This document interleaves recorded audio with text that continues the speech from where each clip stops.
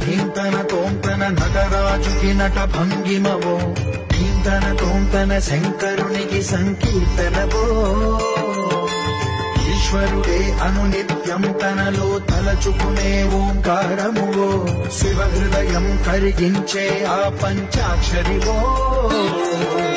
ఈ మదిలో